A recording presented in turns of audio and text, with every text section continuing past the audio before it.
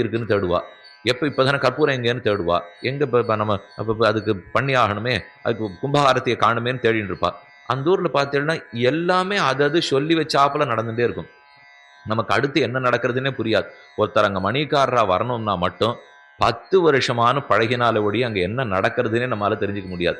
அவர் முதல் வருஷம் வரச்ச அவர் படுற பாடு அவருக்கு தெரியும். ஏன்னா அத்தனையும் முதலியாண்டான் பார்த்துட்டு இருந்தார். பாதுகே யதிராஜஸ்ய கதயந்தி யதாக்ஷயா தஸ்ய தாசரதே பாதௌ சிரசா தாரயாம்யஹம்னுட்டு ராமானுஜர் முதலியாண்டானுக்கு நியமிக்க அவர் தானே பார்த்துன்னு வந்தார். இதுக்கு சொன்னோன்னா சேரபாண்டியம்னு பெருமானுடைய ஒரு ஆசனத்துக்கு பேர்.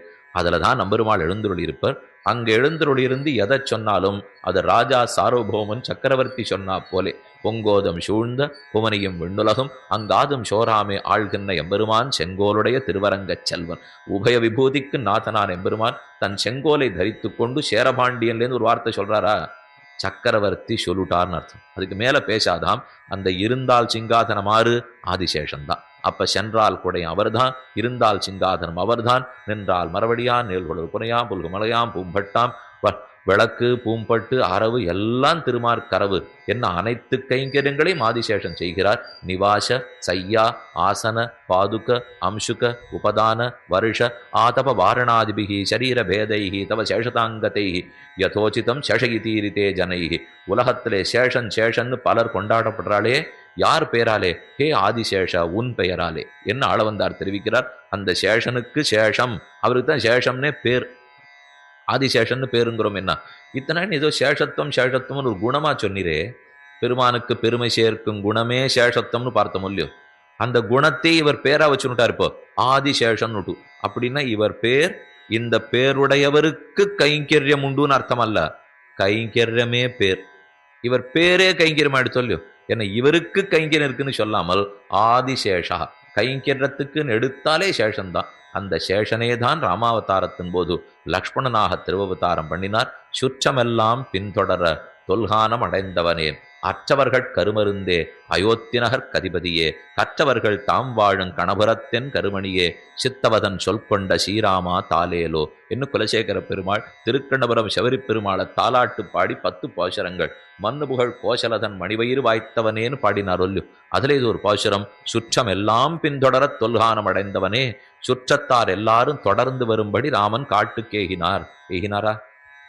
இல்லையே. பரதனும் தம்பி சத்துருக்கனும் இலக்குவனோடு மைதிலியும் திருவல்லிக்கேணியில சேர்ந்து சேவை சாதிக்கிறார்கள். நேரடையும் இளங்கோவும் பின்பு போக எவ்வாறு நடந்தன எம்மி ராமாவோ. ராமன் நடக்கிறார். அக்ரத பிரையோ ராமஹா சீதாமத்தே சுமத்தியமா பிருஷ்டதத்து தனுஷ்பாணிகி லக்ஷ்மணா அனுஜகாம. தான் கையிலே வில்லை ஏந்தி கொண்டு முன்னாடி ராமன், நடுவில் சீதை, பின்னாடி லக்ஷ்மணன்னு நடந்தா நடந்துட்டே இருந்தாலும் எவ்வளவு தூரம் நடந்திருப்பாய். நான் எவ்வாறு நடந்தன எம்மி ராமாவோ. ராமா, இந்த திருவடிகள் எங்கள் தலையாலே தாங்கப்பட வேண்டிய திருவடிகள், அதை விட்டுட்டு கல்லிலும் மண்ணிலும் மேட்டிலும் மணலிலும் வைத்து உன் திருவடிகள் நடந்தாய் என்று லக்ஷ்மணன் பின்தொடர்ந்து சென்றிருக்கிறார். பின்தொடர்ந்து லக்ஷ்மணன் தான் போனார்னு இருக்கே தவிர ஏன் குலசேகர ஆழ்வார் சுற்றம் எல்லாம் பின்தொடரங்கிறார்? எல்லாரும் போலேன்னு கேட்டா வியாக்கியானத்தில் பெரியவாச்சன் சாதிக்கிறார், ஆறும் போலே ஒருத்தர் தான் போனார். ஆனா அவர் ஒருத்தர் எல்லாரும் போய் எத்தனை கைங்கரியம் பண்ணிருக்கணுமோ அத்தனை அவர் ஒத்தரே போயிட்டார் இல்லையோ. அதனாலதான் சுற்றம் எல்லாம் பின்தொடர் ஒருத்தரே அனைத்து கைங்கரியும் சேர்த்துன்னு. லக்ஷ்மணா லக்ஷ்மி சம்பன்னா, லக்ஷ்மி சம்பத்து படைத்தவன் லக்ஷ்மணன். லக்ஷ்மி சம்பத்து நற்செல்வன். அதைத்தான் இந்த பாசுரத்துல நற்செல்வன் தமிழ் படுத்திட்டாள் ஆண்டாள். அங்கு லக்ஷ்மி சம்பத்து, இங்க இருக்கிறது நமக்கு நற்செல்வன். இது நிலை நிற்கக்கூடிய செல்வம். இது எதை போலன்னு கேட்டால் இவனுடைய, அதாவது இந்த நற்செல்வனுடைய செல்வம் எப்படிப்பட்டதுன்னா, இவனுடைய ஸ்ரீ வைஷ்ணவ ஸ்ரீ விசேஷ அசேஷஞர் எல்லாரோடையும் ஊர் முழுக்கத்துக்கும் நன்மை பயக்கும் என்று தெரிவித்து, எதே போல ஊரும் நாடும் உலகமும் தம்மை போல நம்மாழ்வார் தன் கைங்கேற்ற ஸ்ரீயை எல்லாருக்குமாக ஆக்கினா போலே இந்த பிள்ளையினுடைய கைங்கரியமை எல்லாருக்கும் நன்மை பயக்கிறதுன்னு எழுதி வைத்தார். இப்ப இந்த கைங்கேற்றத்தை லக்ஷ்மணன் செய்து கொண்டு வருகிறார். அவர் அப்பப்ப இந்த 14 வருஷம் விட்டுட்டு தானே கைங்கரியம் பண்ணினார். லக்ஷ்மணனிடத்திலையும் ராமனுக்கு பிரீத்தி, ராமனிடத்திலையும் லக்ஷ்மணனுக்கு பிரீத்தி. பாவஜேன கிருதஜேன தர்மஜேன ச லக்ஷ்மண துவயா புத்திரேன தர்மாத்மான் அசம்பிருத்த பிதாமம என்று வால்மீகி ராமாயணத்துல ஸ்லோகம். ராமன் பஞ்சவடிக்கு போய் சேர்ந்துட்டார். மும்பைக்கு பக்கத்துல நாசிக் பஞ்சவடி கேள்விப்பட்டிருக்கிறேன். பஞ்சவடிக்கு போய் சேர்ந்துட்டார். கோதாவரி நதிக்கரையில இருக்கிற இடம். அங்க போய் பர்ணாசாலை கட்டுன்னு ராமன் விதித்தார். பர்ணசாலை கட்டி முடிச்சாச்சு, நல்ல குடிசை கட்டியாச்சு. அப்படியே உள்ளுக்குள்ள போய் பார்க்குறார். புது வீடு இல்லையோ. அதனால எப்படி இருக்குன்னு அவன் பார்த்து மிச்சம் இருக்கிற நாளை ஒழுங்கா இங்கே கழிச்சுட்டு திரும்பி போகணும் அப்படிங்கிறதுக்காக ராமன் உள்ள போய் பார்த்தார். எல்லா உள்ளும் ரொம்ப நன்னா இருக்கு. ஸ்டடி பண்ற உள்ளு நன்னா இருக்கு, படுத்துக்கிற உள்ளு நன்னா இருக்கு, ரிஷிகள்லாம் வந்தா உட்காந்து பேசுற உள்ளு நன்னா இருக்கு, ஸ்நான கட்டம் நன்னா இருக்கு, எல்லாம் நன்னா இருக்கு. பார்த்துட்டா இன்னொரு தனியா ஒரு உள்ளு லக்ஷ்மணன் தானா கட்டி வச்சிருக்கார். ஏது உள்ளுன்னு பார்த்தா சீதையோட ஏகாந்தமா உட்காந்து பேசுறதுக்காக ஒரு உள்ளு. இது வேணும்னு ராமனுக்கு முன்னாடி நினைவு இருந்தது. ஆனா லக்ஷ்மணனிடத்துல சொல்றதுக்கு கொஞ்சம் லஜ்ஜை, அதனால சொல்லலை. ஆனா ராமன் மனசுல நினைச்சிருக்காருன்னு தெரிஞ்சு லக்ஷ்மணன் கட்டிவிட்டார். கட்டிவிட்டத்துக்கு இப்ப ராமன் நன்றி சொல்லிட்டு இருக்கான். பாவஜேன கிருத்தஜேன தர்மஜேன ச லக்ஷ்மண துவயா புத்திரேன தர்மாத்மா நசம்பிருத்த பிதா மம. என் தகப்பனார் மறிக்கவில்லை இலக்குவா. ராமன் லக்ஷ்மணனை பார்த்து சொல்றார்.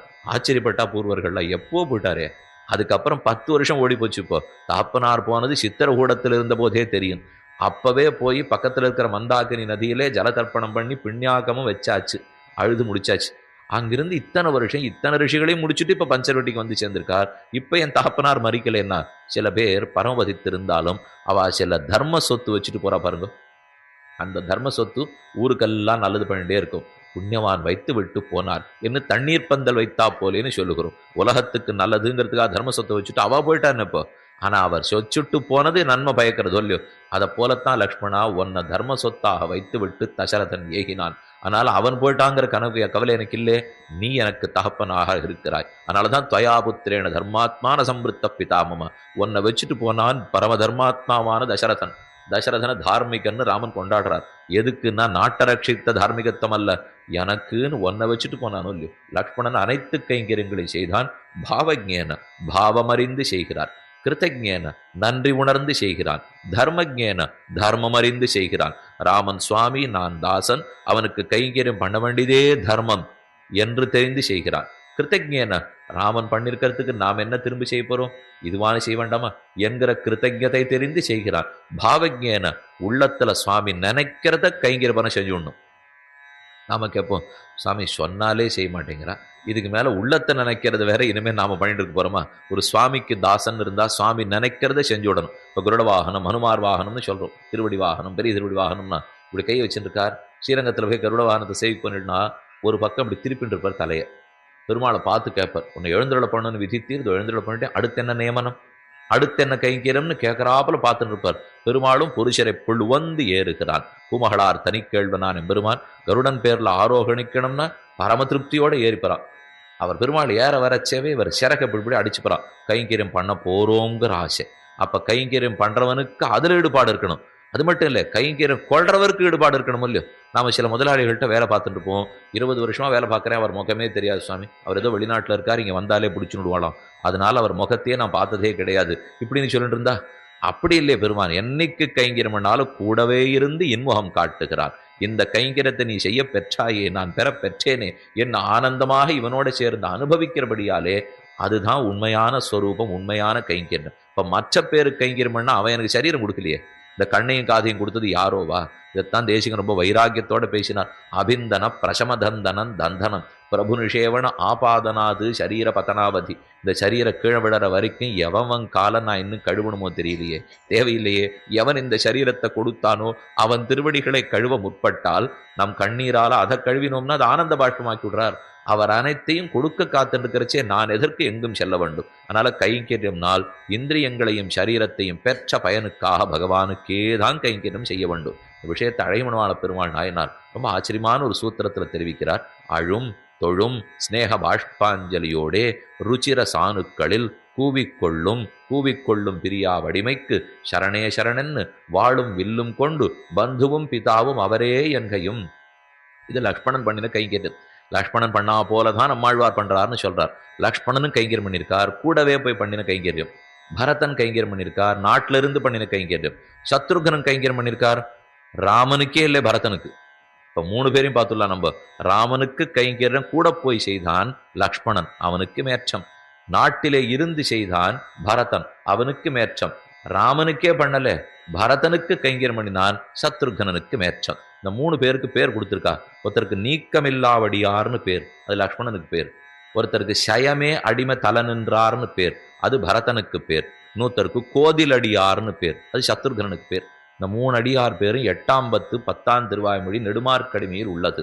அந்த பாசுரமே அந்த அந்த 10 பாசுரங்களே பாகவத பிரபாவத்துக்காகத்தான் ஆழ்வார் வைத்தார். நெடுமார்க்கடிமை செய்வேன் போல் அவனக்கருத வஞ்சித்து தடுமாத்தத்த தீக்கதிகள் முத்தும் தவிர்ந்த சதிர் நினைந்தால் கொடுமாவினை ஏன் அவன் அடியார் அடியோடு கூடும் இதுவல்லால் விடுமார் என்பதன்னந்தோ வியன்மூவலகு பெருனுமே வியன்மூவலகு பெருனும் போய் தானே தானே ஆனாலும் புயல் மேகம் போல் திருமேனி அம்மான் புனபூங் கடலடி கீழ் சயமே அடிம தலனின்னார் திருத்தாள் வணங்கி இம்மையே பயனே இன்பம் யான் பெற்றது உருவோம். இது எனக்கு எப்போது கிடைக்கப் போகிறது? சயமே அடிம தலனின்னார் திருத்தாள் வணங்கின்னு சாதித்தார். சயமே அடிம தலனின்னார்னா பரதாழ்வான போன்றோர் ஸ்வயமாக பகவான் வைத்து எங்கு வைத்திருக்கிறானோ அங்கு கைங்கரியம். லக்ஷ்மண கைங்கரியம் ரொம்ப வசந்துதான். கூட கூட போய் இத்தனை கைங்கரியம் பண்ணியிருந்தாலும் நான் பண்ணுவேன்னு பிடிவாதம் முடிச்சுட்டார். ஆனால் பரதன் அப்படி இல்லை. ஏன் இப்போ லக்ஷ்மணனை பார்த்து நீ நாட்டில் இருன்னு சொல்லச்சு அவர் மாட்டேன்னு பிடிவாதமாக சொன்னா போலே பரதனும் எல்லாம் கிடையாதுராமா, கண்டிப்பாக உன்னோட தான் வருவேன்னு பிடிவாதம் பிடிச்சிருந்தா விட்டுட்டு வர முடியுமா? கூட்டின்னு தானே போய் ஆகணும். ஆனால் பிடிவாதமே பிடிக்கல பாருங்க. ஏன்னா ராமன் எங்கு வைக்கிறானோ அங்கு இருக்க வேண்டியது எனக்கு ஸ்வரூபம். அவர் இங்கு வைத்து கைங்கரியம் கொண்டால் இங்கு செய்வோம், அவர் அங்கு வைத்து கைங்கரியம் கொண்டால் அங்கு செய்வோம். அவனுக்கு கைங்கரியம் பண்ண வேண்டியது நமக்கு பிரதானம். இதனாலே ஆழ்வார் பிரார்த்திக்கச்சே ஒழிவில் காலமெல்லாம் உடனாய் மண்ணி வழிவிலா அடிமை செய்ய வேண்டும்னு கேட்டாரோ இல்லையோ. அப்போ கேட்குறா, லக்ஷ்மணன் பண்ணின கைங்கரியம் எனக்கு வேணும், பரதன் பண்ணின கைங்கரியம் எனக்கு வேணும்னார். பெருமாள் திரும்ப கேட்டார், அது எப்படி சுவாமி? ஒருத்தர் கூட வந்து கைங்கரியம் பண்ணார், ஒருத்தர் நாட்டில் இருந்து கைங்கரியம் பண்ணார்னா 2 சரீரம் கொடுத்துறேன், 2ஐயும் பண்ணிட்டு போகிறேன். நான் என்ன 2 ஒரே சரீரத்தோடையா 2ஐயும் பண்ணணும்னு கேட்டேன். இப்போ பரத கைங்கரியம் வேணும், சத்ருகுண கைங்கரியம் வேணும், லக்ஷ்மண கைங்கரியம் வேண்டும், எல்லா கைங்கரியம் எப்பவும் வேணும். எப்போ வேணும்ன்றதெல்லாம் ஆழ்வீர் முடியாது. ஏன்னா ராத்திரி 9 மணி கோவில் கதவு சாத்திட்டுலாம் நீர் வீட்டுக்கு தான் போயாகணும். அப்போ எப்படி கைங்கரியம் பண்ணுவீர்? ஆழ்வார் பதில் சொன்னார், நான் என்னமோ ஆழ்வாரா இருந்து கைங்கரியம் பண்ணணும்னு கேட்டாப்புல நீயா நினைச்சுன்னு எதுக்கு சொல்லிட்டு இருக்கே? அப்படி நான் கேட்கவே இல்லை. கோவில் கதவு சாத்தி பர்யங்கத்துக்கு பெருமாள் எழுந்துருளி விட்டார், நீர் எப்படி பண்ணுவீர்னு கேட்டீரோ இல்லையோ? பண்ணுவேன். அந்த கதவா இருந்து வழக்கா இருந்து கட்டலா இருந்து பண்ணுவேன். எனக்கு பண்ணணுங்கிறது முக்கியமே தவிர நான் எப்படி இருக்கிறேங்கிறது எனக்கு முக்கியம் அல்ல. என்னை அந்த கட்டிலாவே படைச்சுடு, உள்ளுக்குள்ள விளக்கேற்றி வச்சிருக்க மாட்டாளா, விளக்கா படைச்சுடு, கதவுல மணி பொருத்திருக்க மாட்டாளா, மணியா படைச்சுடு, உன் முன்னாடி கண்ணாடி வச்சிருக்க மாட்டாளா, கண்ணாடியா வச்சிரு. எம்பெருமான் பொன்மலை மேல் ஏதேனும் ஆவேனே, எதுவாக இருந்து கைங்கரியம் பண்ண வேண்டுமே தவிர நானாக இருந்துன்னு கைங்கரியம் சொல்லலை. அப்ப கைங்கரியத்தை ஏற்றுக்கொண்டிருக்கிற ஜென்மா ஸ்வரூபத்துக்கு தகுந்த ஜென்மா. நாம் பிராமண க்ஷத்ரே வைசிய எப்படி பிறந்தோங்கிற ஜென்மா முக்கியமல்ல. அதனால கூடவே சென்று கைங்கரியம் பண்ணினான். முதல்ல பார்த்தது சயமே அடிம தலனின்னார் திருத்தாள் வணங்கி குருமோ பாவியேனுக்கு இந்த வைபவம் எனக்கு கிடைக்குமான்னு கேட்டுக்கொண்டார். அடுத்த பாசுரம் தெரிவிக்கிறார், தமர்கள் கூட்ட வல்வினையை நாசம் செய்யும் சதுமூர்த்தி அமர்கள் ஆடி தண்டு வாழ்வில் தண்டாதி பல்படையன் குமரன் கோல ஐங்களவேல் தாதை கோதிலடியார். இது 9வது பாசுரத்திலே. 8ஆம் பத்து 10ஆம் திருவாய்மொழி 9வது பாசுரத்தில் தெரிவிக்கிறார், கோதிலடியார் குற்றமே இல்லாத அடியவர்கள் என்று சத்ருக்னனை சொல்றார். ஏன்னா பாகவதர்களுக்கு கைங்கரியம் பண்ணினாரோ இல்லையோ, பகவத் கைங்கரியம்ங்கிற சிறு குற்றம் கூட அவன்கிட்ட கிடையாது. சத்ருக்னா நித்திய சத்ருக்னா நீதா பிரீத்தி புரஸ்கிருதா. அப்ப சத்ருக்னாழ்வானையே கோதிலடியார்னு சாதித்தார். நீக்கமில்லாவடியார், பெருமானை விட்டு எப்போதும் பிரியாமல் இருக்கக்கூடிய அடியார்கள் அவர்கள் தான் லக்ஷ்மணனை போன்றவர்கள்னு 10வது பாசுரத்தில் சாதிக்கிறார். அப்போ 2வது பாசுரத்தில் 1, 9வது பாசுரத்தில் 1, 10வது பாசுரத்தில் 1, 3 பாசுரத்தாலும் அடியவர்களை பற்றியே நெடுமார்க்கடிமை பதிகம் முழுக்க ஆழ்வார் சாதிக்கிறார். இந்த பதிகத்திலேயே அவர்கள் தான் எனக்கு சுவாமி, அவர்கள் தான் சுவாமி. வாய்க்க தமியேற்கு நமக்கு அந்த வாய்ப்பு ஏற்படுமா?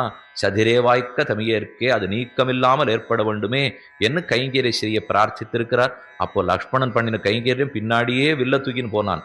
ஆழ்வார் பிரார்த்திக்கிறானாம், வாழும் வில்லும் கொண்டு பின்செல்வார் மற்றில்லை ஆளும் ஆளார் ஆழியும் சங்கும் சிவப்பார்தாம் வாழும் வில்லும் கொண்டு பின்செல்வார் மற்றில்லை.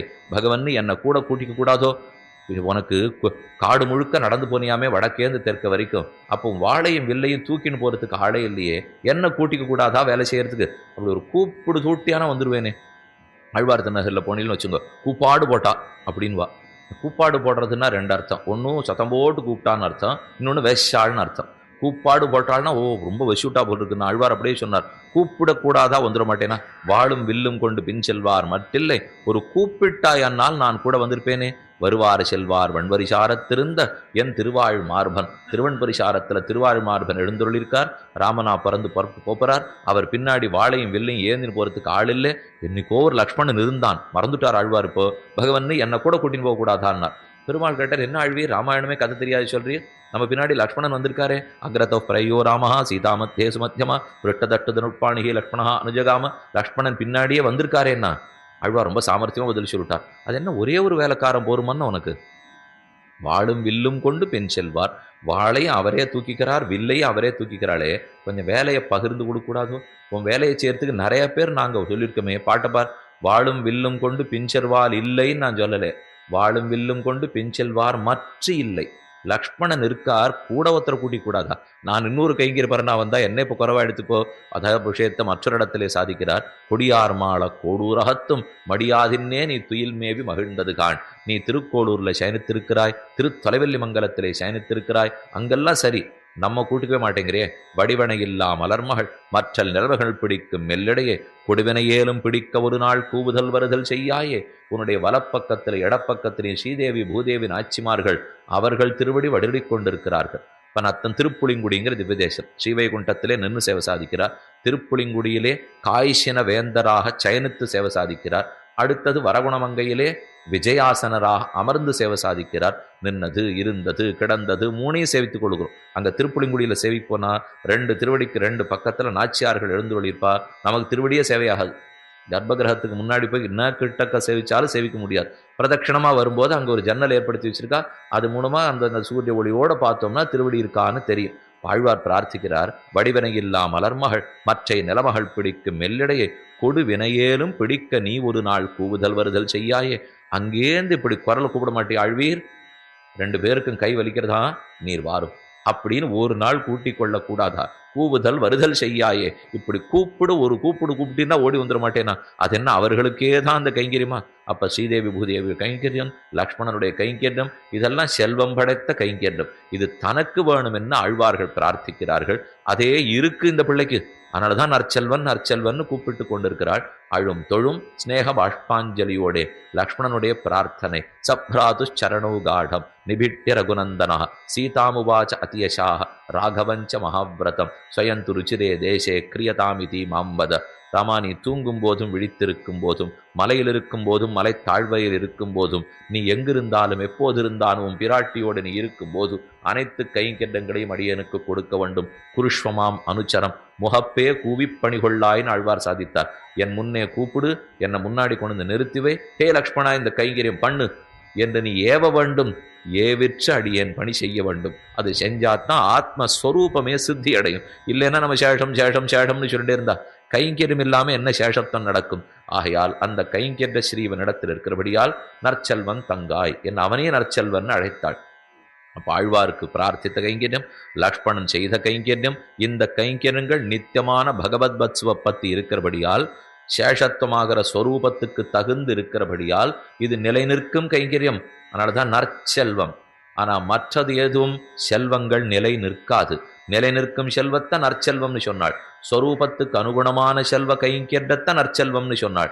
ஆனா ஸ்வரூபத்துக்கு ஏற்காத மற்ற செல்வங்களை தீய செல்வம்னு தானே சொல்ல வேண்டும். அப்படி இல்லாமல் இந்த பிள்ளை நல்ல கைங்கரியம் வேண்டியிருக்கான். போகரச்சேவன் தோல் கொடுக்கிறார், வரச்சேவன் தோல் கொடுக்கிறார். நம்ம இன்னைக்கு சேவிக்கிறோம். ஒரு பக்கத்தில் இப்படி தோல் கையை வச்சிருக்கார் சத்யபாமை, மற்றொரு பக்கத்திலே ஷாட்டே கையில் பிடிச்சிருந்து மன்னார்குடியில் ராஜகோபால சுவாமி ரொம்ப ஆச்சரியமா எழுந்துள்ளி இருக்கிறார். ஒரு வகையால் ஒருவன் தோழ உண்யன்னு தாட்டங்க குண்டலதரவ் வாமதக்ஷிண கர்ணயோகோ. ஒரு காதல தோடு ஒரு காதல குண்டலத்தை சேர்த்து கொண்டு ஒரு பசுமாடு ஒரு கண்ணுக்குட்டி பக்கத்துல சத்யபாமை நாச்சியார், இதோட மன்னார்குடி சுவாமியிலே நாம் சேவித்துக் கொள்ளுகிறோம். அதே போலத்தான் இங்கேயும் பார்த்தோம்னால் இந்த நற்செல்வனுக்கு அந்த கைங்கரியம் கிடைச்சிருக்கு. இவர் இந்த கைங்கரியத்தை முடிச்சுட்டு வந்தான்னா நித்தியகர்மானுஷ்டானம் பண்ண போறார். அவர் கைங்கிறது விடுறதாகவே தெரியல. 10 வயசுக்கு அப்புறம் பண்ணியிருக்கிறோம். என்ன கோகுலத்திலேருந்தே கிளம்பி போயிட்டார் கண்ணன் மதுரை நகரத்துக்கு. அதற்கு பிற்பாடு கனைத்திளங்கச்சரும கண்ணுக்கு இறங்கி பாசுரம் துளி மாறி இருக்கலாம். ஏன்னா அது நினைத்து முழவடியே நின்று பால் சோறாது கைங்கரியம் பண்ணியிருக்கலாம். இல்லை இப்படி வச்சுப்போமே, அவர் பரப்பிட்டு போயிட்டா கூட அன்னைக்கு பண்ணின கைங்கரியத்தை நினைச்சுட்டே இந்த பிள்ளை எழுந்திருக்காமலே கூட கடந்திருக்கலாம். ஏன்னா அந்த 10 வருஷம் கடந்ததேங்கிறதுக்காக இப்ப ஞாபகம் வந்துட்டு சொல்லியோ, வந்தது எழுந்திருக்கவே முடியாத சிரமப்படுகிறானே. நற்செல்வன் தங்காய் பனித்தலை மேலேயோ பனி விழுகிறது, கீழேயோ பால் ஓடுகிறது. இது பால் வெள்ளம், அது பனி வெள்ளம், நடுவிலே மால் வெள்ளம், நம்மால் நிற்க முடியாது வா என்று கூப்பிட அவள் சேர்ந்தாள். அது கீழே பாசுரம் பார்த்தது நற்செல்வன் தங்கை. இன்றைய பாசுரத்திலே போதரை கண்ணினாய் குள்ள குளிர குடைந்து நீராடாதே, பள்ளி கிடத்தியோ பாவாய் நீ நன்னாளால் கள்ளந்தவிர்ந்து கல என்ன நீங்கள் இந்த கோட்டியில சேருன்னு பிரார்த்திக்க, போதரி கண்ணழகு படைத்தவள் இந்த கோட்டியில் சேர எல்லாருமாக அடுத்த திருமாளிகை அடைந்தார்கள்ங்கிறது சரித்திரம். மேலே சொல்ல வேண்டிய அர்த்தங்களை நாளை காலை இந்த கோட்டியிலே விண்ணப்பிக்கிறேன். தற்போது பாசுரத்தை அனுசந்திக்க பிரார்த்திக்கிறேன்.